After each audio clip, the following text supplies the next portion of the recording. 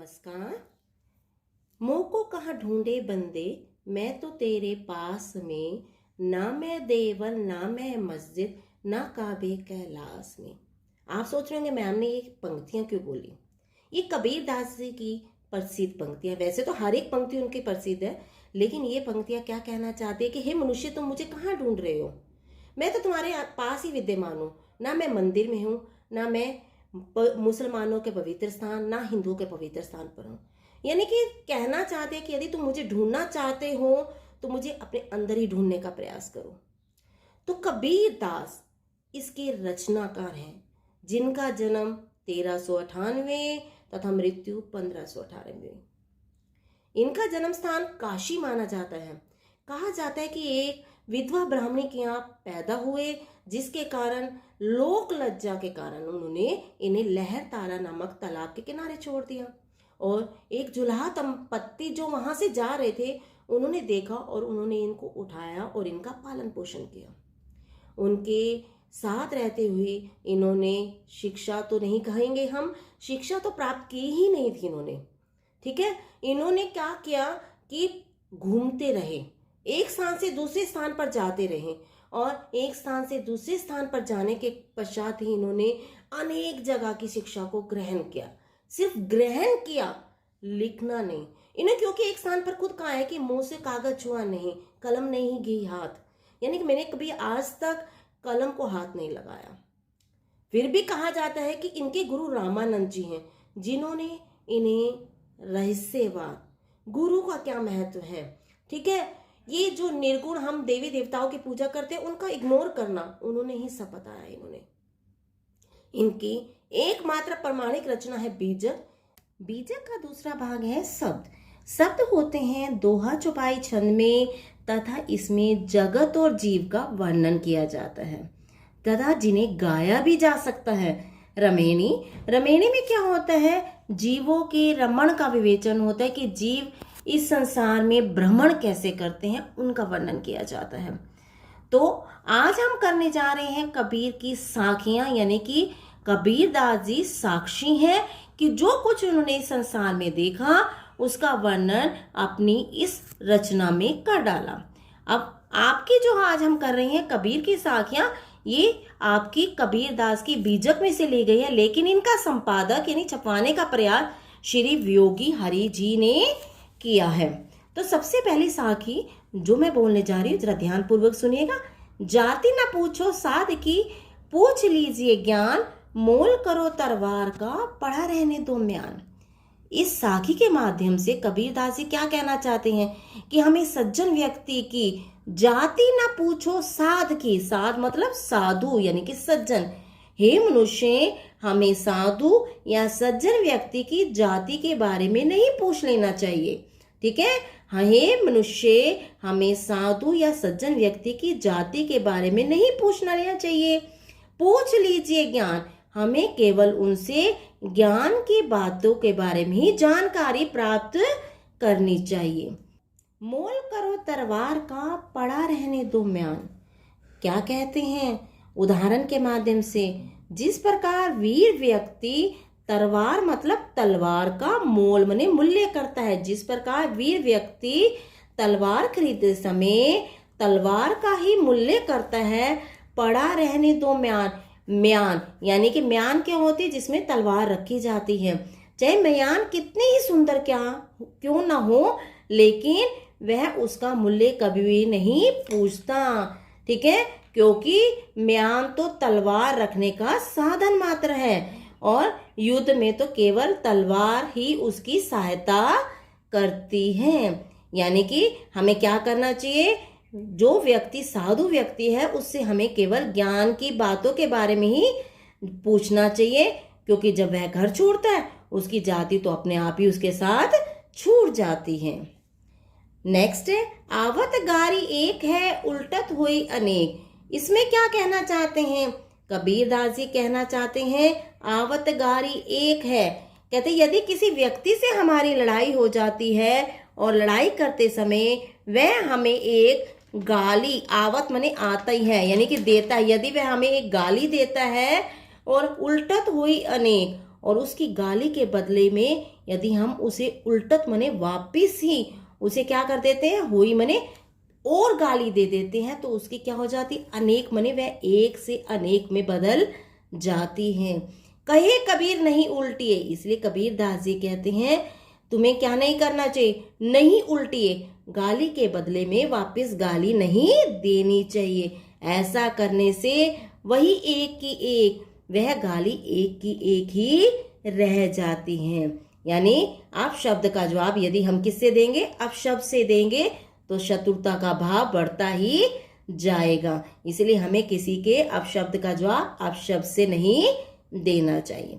पहले आपने साखी किया तो इसमें आपको दिख ही गया होगा कि यहाँ पे ज्ञान, यहाँ म्यान और उदाहरण है।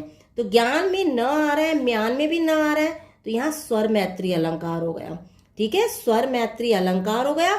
और यहाँ पे उदाहरण, तलवार के उदाहरण के माध्यम से साधुओं के महत्व को स्पष्ट किया है, तो यहाँ पे हमारा उदाहरण अलंकार भी होगा। और वर्णात्मक शैली है, ठीक है, वर्णन किया गया है, साधुओं का भी और तलवार का भी वर्णन किया गया है। और यहाँ पर भी आप देखेंगे क अ की साउंड आ रही है और यहाँ पे भी एक अ आ रहा है, यानी कि दोनों अगर व्यंजन देखे तो व्यंजन भी एक जैसे हैं, तो यहाँ पे स्वर मैत्री अलंकार हो गया। ठीक है, और वर्णात्मक शैली हो गई।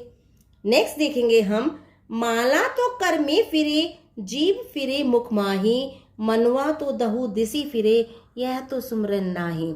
इन पंक्तियों के माध्यम से कबीर दास जी ने एकाग्रचित्त होकर ईश्वर की भक्ति करने की प्रेरणा दी है। क्या कहते हैं कबीर दास जी, माला तो कर में फिरे, कर होता है हाथ, माला तो हाथों में घूमती है, जीभ फिरे मुख माही, ठीक है, और जीभ हमारी मुख में राम का नाम रटती रहती है। दोबारा से देखेंगे, इसमें कवि ने प्रभु भक्ति का वर्णन किया है और कहते हैं कि प्रभु की भक्ति करते समय माला तो हमारे हाथों में घूमती रहती है और जीभ हमारे मुख में राम नाम जपती रहती है, लेकिन ऐसे समय में मनवा तो दहु दसी फिरे, लेकिन जो हमारा मन है वह दसों दिशाओं में घूमता रहता है। ठीक है ना, आप क्या करते हैं, राम का नाम तो लेते रहते, राम राम राम, और हाथों में माला घूमती रहती है, लेकिन उस समय क्या होता है, अगर आप घर में हैं और कोई बात चल रही है तो आपका मन क्या होगा, उसी समय उस बात पर पहुंच जाएगा कि ऐसा नहीं, ऐसा होना चाहिए था, ऐसा होना चाहिए था। तो वही कहते हैं, मनवा तो दहु दसी फिरे, लेकिन जो हमारा मन है वह दसों दिशाओं में घूमता रहता है। यह तो सुमिरन नाही, यह तो ईश्वर, सुमिरन मने याद करना, भक्ति करना, नहीं मने नहीं है यह तो ईश्वर की भक्ति करना नहीं है। ठीक है, तो आपको क्या करना चाहिए, इसमें कबीर दास जी कहते हैं कि मनुष्य को अपने मन को काबू करके ईश्वर की भक्ति करनी चाहिए, क्योंकि मन तो क्या है हमारा, चंचल है, वो क्या करता रहता है, एक जगह से दूसरी जगह घूमता है, पहुंच जाता है, इसलिए हमें अपने मन को काबू में रखना चाहिए। ठीक है, तो यहाँ पे भी माही नाही, तो आपका क्या हो गया, स्वर मैत्री अलंकार, और मन के बारे में बताया गया है। ठीक है, ईश्वर की भक्ति का वर्णन किया गया है, तो वर्णात्मक शैली आपकी इसमें। नेक्स्ट देखेंगे, कबीर घास ना नींदिए जो पांव तली हुई।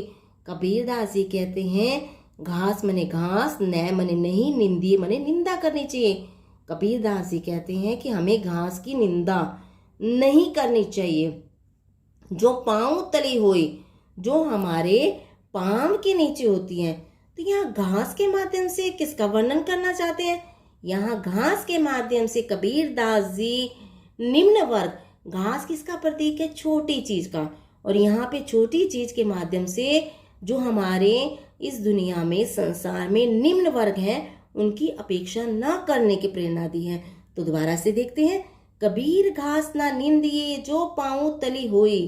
कबीर दास जी कहते हैं हमें घास की निंदा नहीं करनी चाहिए जो पांव के नीचे होती है। ठीक है, उड़ी पड़े जब आंख में खरी दुहेली होए, यह उड़कर जब क्या हो जाती है कि यह घास जब उड़कर आंख में पड़े, यानी आंख में गिरती है, खरी दुहेली होए, बहुत अधिक पीड़ा होती है। यह घास जब उड़कर आंख में पड़ जाती है तो बहुत अधिक पीड़ा होती है। तो तो इसका लक्षणार्थ क्या निकलता है? इसका लक्षणार्थ क्या है कि हमें समाज के घास प्रतीक हो गया निम्न वर्ग के लोगों का या कमजोर लोगों का, हमें निम्न वर्ग के कमजोर लोगों की क्या नहीं करनी चाहिए?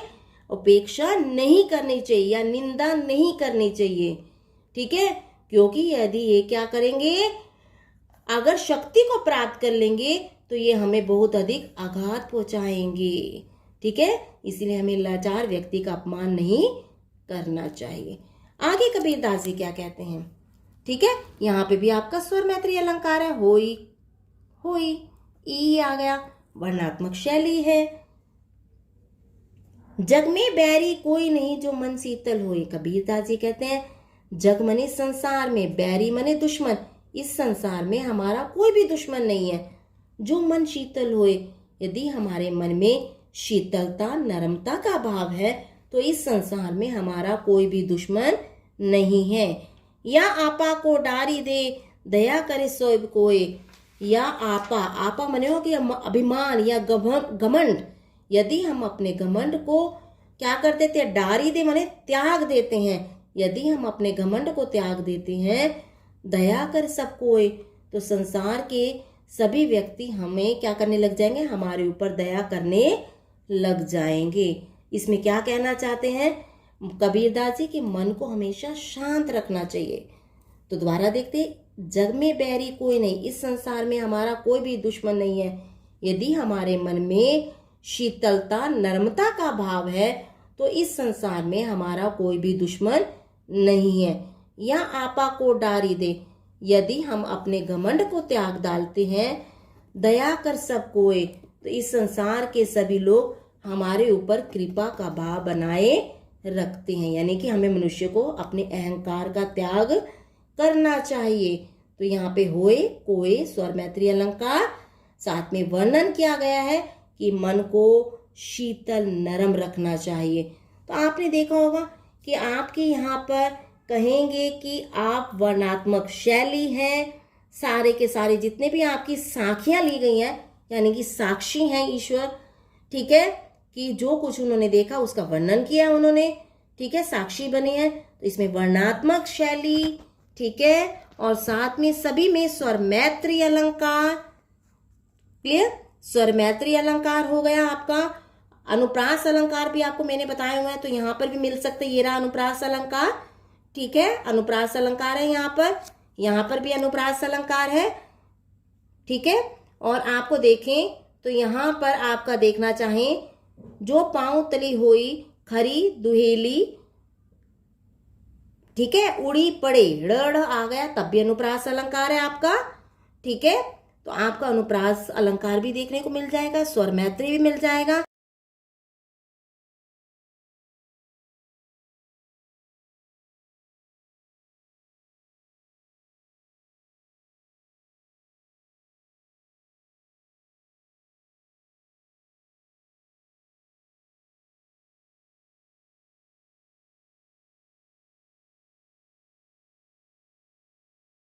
यहाँ पर आपको उदाहरण अलंकार है आपका।